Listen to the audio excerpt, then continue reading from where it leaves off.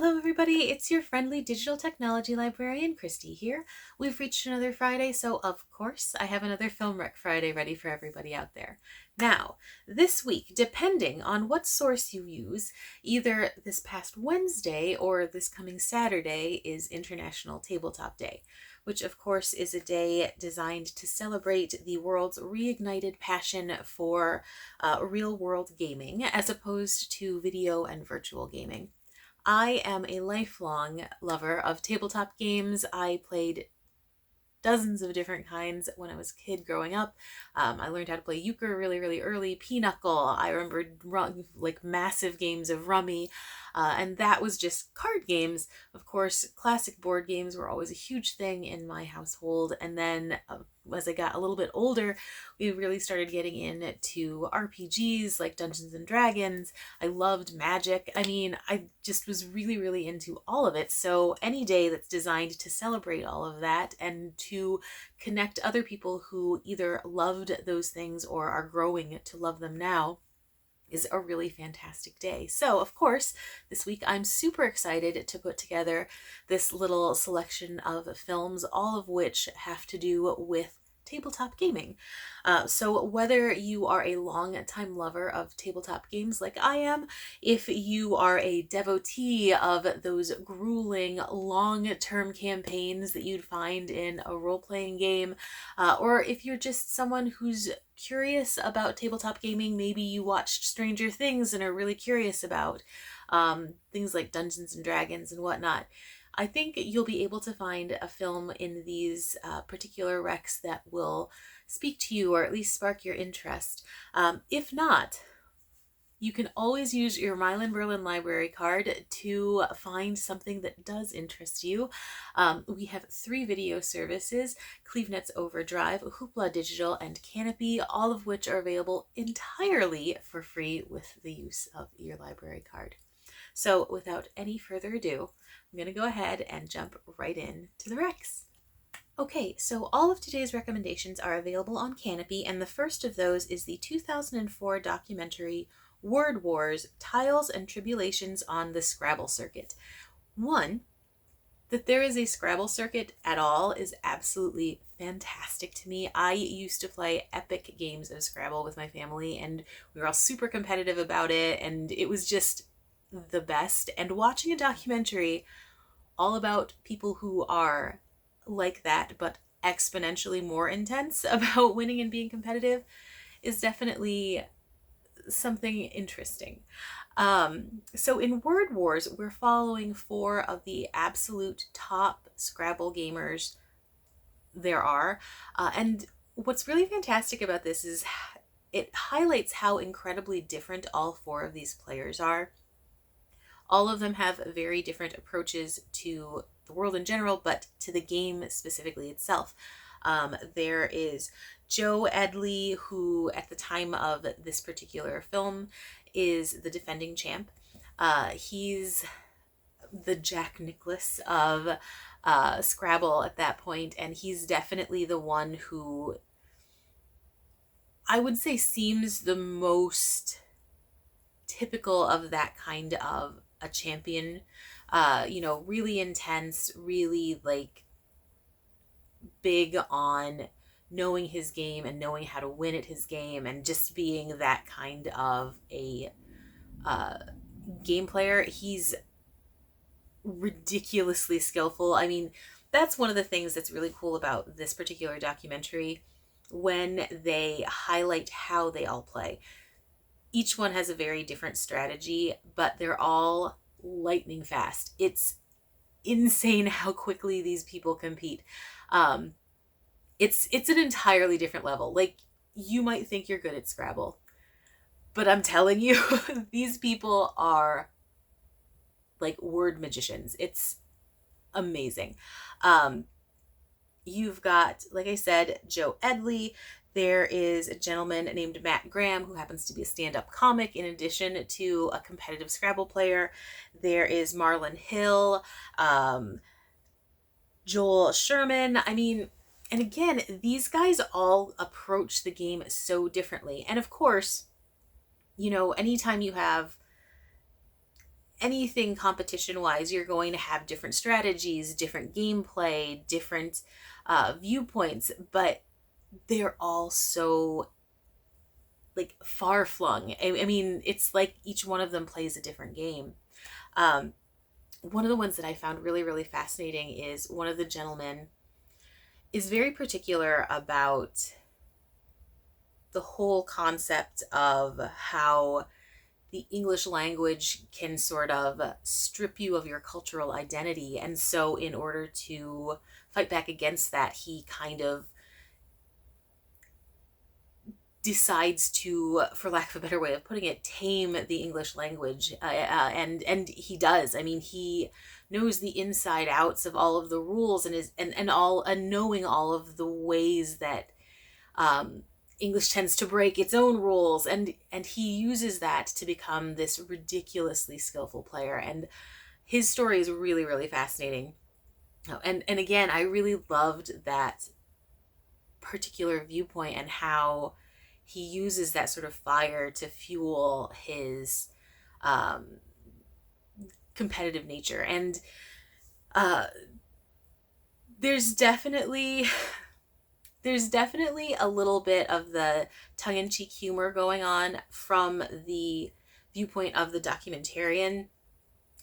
Like, he is aware that a lot of people who play on this level are definitely in another universe from the rest of us, as far as personality types go, as far as dedication to a single solitary thing goes. Um, but I never feel like it makes fun at the same time, because there are definitely documentaries I've found that sort of have this geek-centric audience that definitely feel a little mean-spirited sometimes, but that is not something I ever get from Word Wars at all, ever. In fact, if you enjoy Word Wars, you should definitely check out the book Word Freak, which also follows some of the same people, and about the same topic, of course. And that's really, really interesting. It dives into some different concepts, and that one's really, really good too. So if you happen to be a fan of Scrabble in general, if you'd ever played and you'd enjoyed it with family, if you are interested in, say, like, I mean, I guess kind of like the competitive esport world, that kind of concept, since obviously it's not an esport at all, but I think that sort of vibe might be kind of similar to this.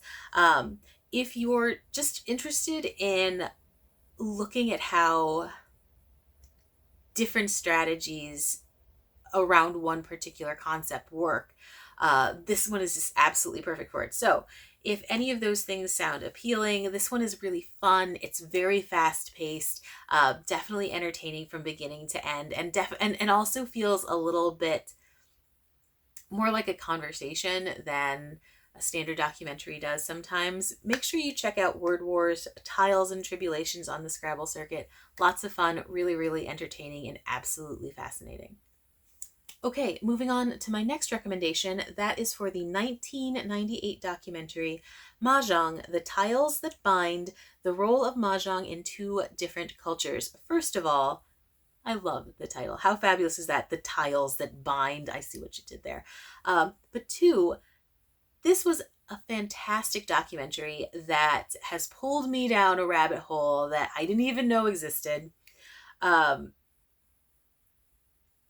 always been familiar with the game of Mahjong.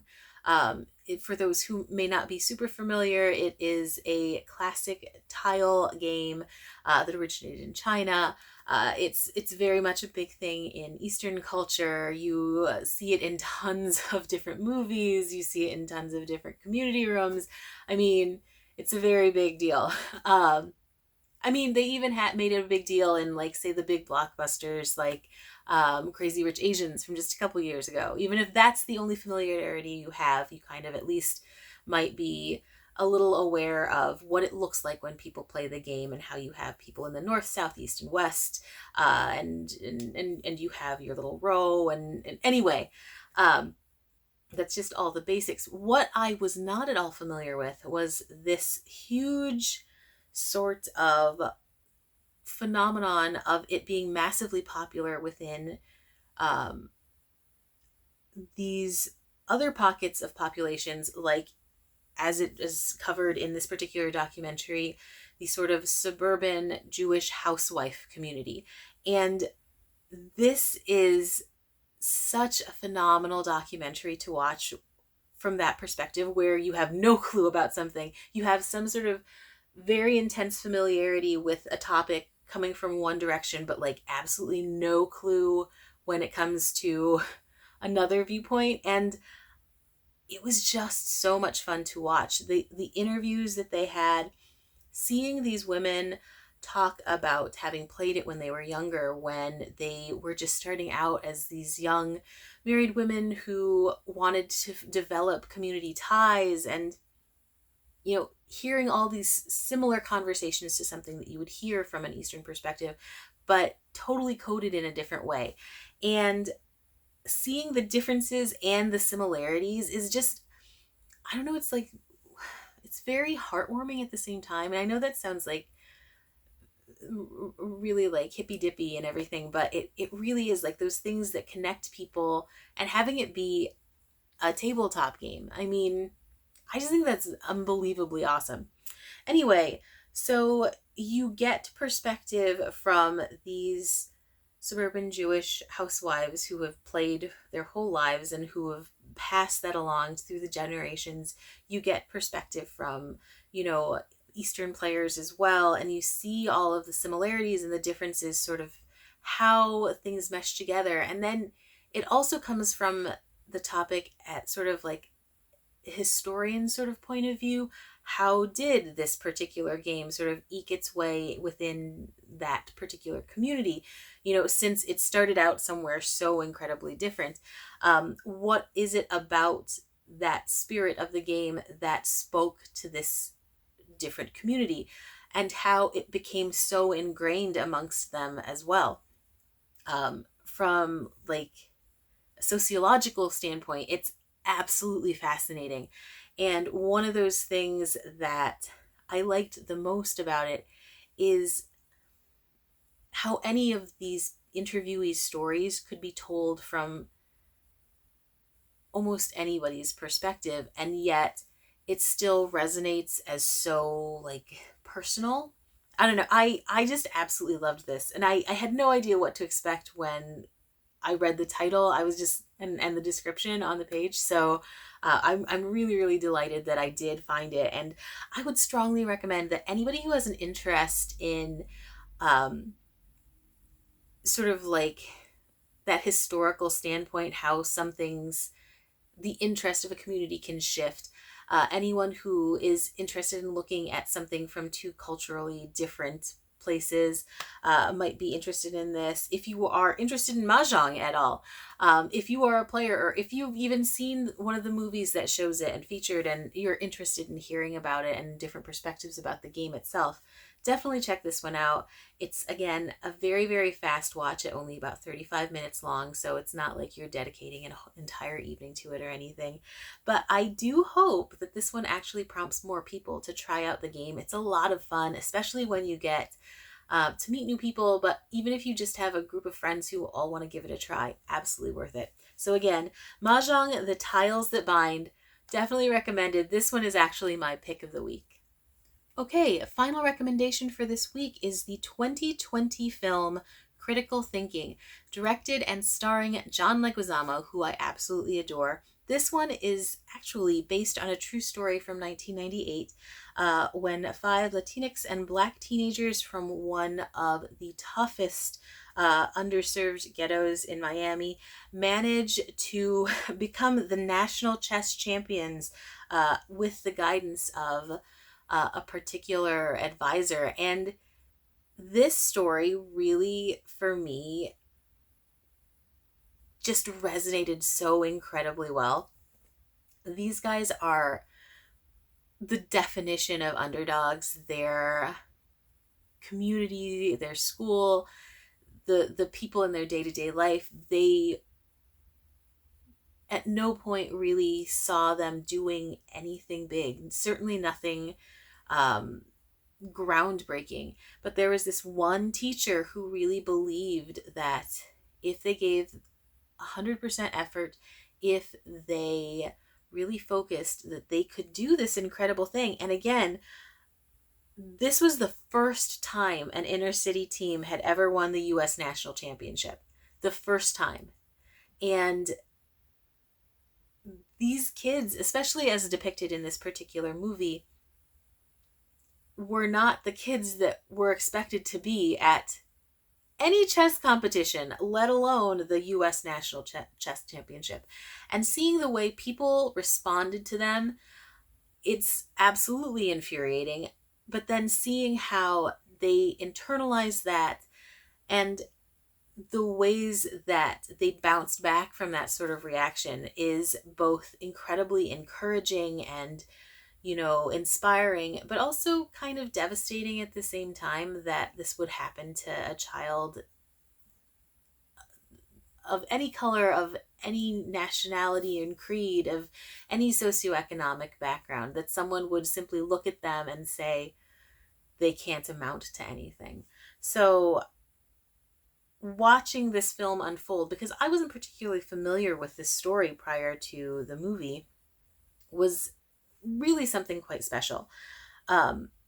So in this particular story, we're following these 5 young boys, all of whom have their own backstories, all of whom have their own trials and tribulations. And in addition to following them, we're also following their teacher and advisor, who's played by John Leguizamo, and all of the difficulties he has just getting them to be able to compete locally, let alone at a national level. They are part of a school system that feels that that the return on investment has to be immediately visible. Investing in these 5 kids that the school administrators already feel are essentially a lost cause is just wasting money. And watching this teacher have to battle back. I mean, like, it's very much a David and Goliath kind of situation. And, you feel yourself getting fired up for the teacher, for the kids, for other kids are in the exact same situation. And that's, I think, what made this resonate so much for me, is that this could be so many people's stories. Not necessarily, of course, having anything to do with chess, but just that day-to-day struggle against a force that just wants to keep shoving you down. And I think this movie does a great job of making these kinds of themes relatable, no matter how much familiarity you might have with them. So we get to see their journey from the beginning of this club all the way through to the national championship. Of course, it is a movie, so there are going to be things that are heightened for drama, but it is absolutely 100% based on this true group of kids who managed to defy all of these odds. So I would absolutely recommend that people check this one out. Very, very entertaining. The acting from all parties is really fantastic, especially the kids. The kids are really, really great. Leguizamo is always phenomenal. I've never watched him in a movie where I haven't thought that's a great job. Whether he's doing something serious and dramatic like this or something absolutely ludicrous like some of his more sketch comedy style roles. So if you are interested in chess, if you like a good biopic, because this is a very good biopic, if you like films that sort of enter the breach of culture and society and how those things can definitely have lots and lots of issues amongst them, check out Critical Thinking. It is a very, very entertaining is not quite the right word, but engrossing a film, I would say, and you will absolutely be caught up in the drama that goes on from beginning to end. So again, available on Canopy, 2020's Critical Thinking, absolute must watch. Okay, so those were my picks for this week celebrating International Tabletop Day. If you have any recommendations for films that center around some kind of tabletop gaming, or if you have a recommendation for a film based on a particular game, please, please, please comment with those below. Love, love, love getting those kinds of recommendations. If you have any recommendations for themes you'd like to see us cover in the future, definitely let me know about those as well. I'm always looking for help putting those together. And with that, I'm going to pull everything to a close. Thank you as always so much for joining me this week. I love putting these lists together. It's so much fun to be able to go through the catalog and recommend these films to you. I hope that you had a great time, and I hope that you will join me again next week. So without no further ado, I'm going to go ahead and sign off. See you next week. Bye-bye.